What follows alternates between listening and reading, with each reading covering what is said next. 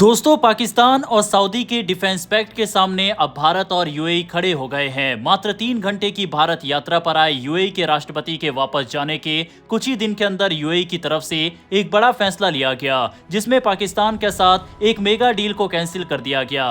दरअसल पाकिस्तान को आखिरी वक्त पर एक बड़ा झटका लगा है। संयुक्त अरब अमीरात यानी यूएई ने इस्लामाबाद इंटरनेशनल एयरपोर्ट को चलाने की अपनी योजना को फिलहाल छोड़ दिया है।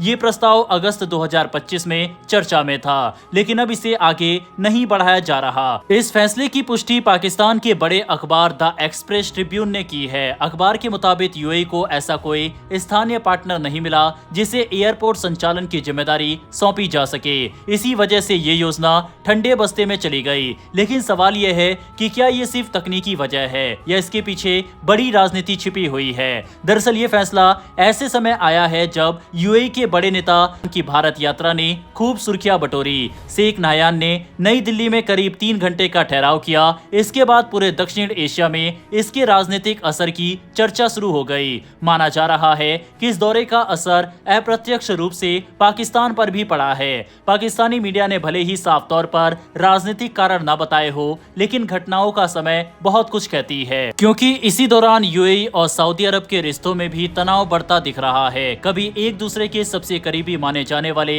ये दोनों खाड़ी देश अब कई मुद्दों पर आमने सामने हैं। सबसे बड़ा विवाद यमन को लेकर है। यमन में दोनों देश अलग अलग गुटों का समर्थन कर रहे हैं और ये मतभेद अब खुलकर सामने आ चुका है। ऐसे माहौल में पाकिस्तान ने सऊदी अरब के साथ रक्षा समझौता कर लिया। सितंबर 2025 में सऊदी अरब और पाकिस्तान के बीच एक अहम रक्षा समझौता हुआ। इस समझौते के तहत अगर किसी एक देश पर हमला होता है तो उसे दूसरे देश पर हमला माना जाएगा। इसे कुछ रिपोर्ट्स में इस्लामिक नेटो जैसी सोच से भी जोड़ा गया, जिसमें तुर्की की भूमिका की भी चर्चा है। वहीं दूसरी तरफ यूएई ने बिल्कुल अलग रास्ता चुना है। यूएई ने भारत के साथ नए रक्षा समझौते किए हैं। हाल ही में यूएई के राष्ट्रपति की भारत यात्रा के दौरान भारत और यूएई के रणनीतिक रक्षा साझेदारी की दिशा में आगे बढ़ने पर सहमति जताई। प्रधानमंत्री नरेंद्र मोदी और यूएई के राष्ट्रपति मोहम्मद बिन जायद ने इस दौरान साफ कहा कि भारत यूएई की साझेदारी अब सिर्फ व्यापार तक सीमित नहीं है। यह रिश्ता अब रक्षा, सुरक्षा, तकनीक और रणनीतिक सहयोग तक पहुंच चुका है। यही कारण है कि माना जा रहा है कि पाकिस्तान को लेकर यूएई का भरोसा कमजोर हुआ है। कभी यूएई पाकिस्तान के सबसे बड़े व्यापारिक साझेदारों में से एक था। हजारों पाकिस्तानी नागरिक यूएई में काम करते थे और बड़ी मात्रा में पैसा पाकिस्तान भेजते थे।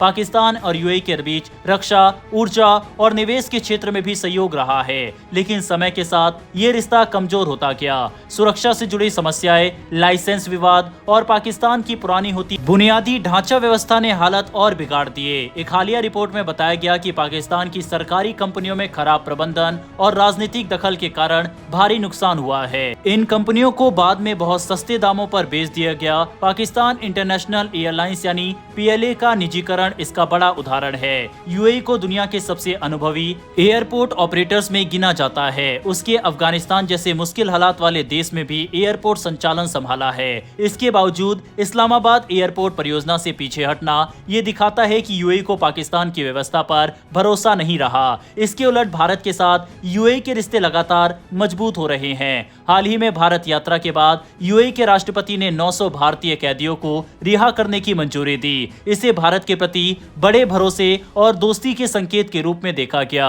इस यात्रा के दौरान दोनों देशों ने अपने पूरे द्विपक्षीय रिश्तों की समीक्षा की। संयुक्त बयान में साफ कहा गया कि भारत यूएई की साझेदारी अब एक नए और ज्यादा महत्वाकांक्षी दौर में प्रवेश कर चुकी है। सबसे अहम फैसला रणनीतिक रक्षा साझेदारी को आगे बढ़ाने का रहा। यह फैसला सिर्फ दो देशों के रिश्तों तक सीमित नहीं है, बल्कि पूरे क्षेत्र की राजनीति को प्रभावित करने वाला है। आज की स्थिति यह है कि सऊदी अरब पाकिस्तान की सेना पर ज्यादा निर्भर हो रहा है, जबकि यूएई भारत के साथ रक्षा और रणनीतिक रिश्ते मजबूत कर रहा है। इसका सीधा असर पाकिस्तान की अंतर्राष्ट्रीय स्थिति पर पड़ता दिख रहा है। इस्लामाबाद एयरपोर्ट का मामला सिर्फ एक परियोजना नहीं है, ये उस बदलते भरोसे की कहानी है जिसमें भारत आगे बढ़ रहा है और पाकिस्तान पीछे छूटता नजर आ रहा है। हाल ही में कई डिफेंस एक्सपर्ट्स ने यहां तक कहा कि भारत को अपने एमका प्रोग्राम से यूएई को जोड़ना चाहिए, जिससे इस प्रोजेक्ट को और रफ्तार मिलेगी। हालांकि आपके हिसाब से क्या भारत को यूएई के ऊपर इतना भरोसा करते हुए अपना एमका प्रोजेक्ट से उसे जोड़ लेना चाहिए? इस पर अपनी राय कमेंट बॉक्स में लिखकर बताइएगा।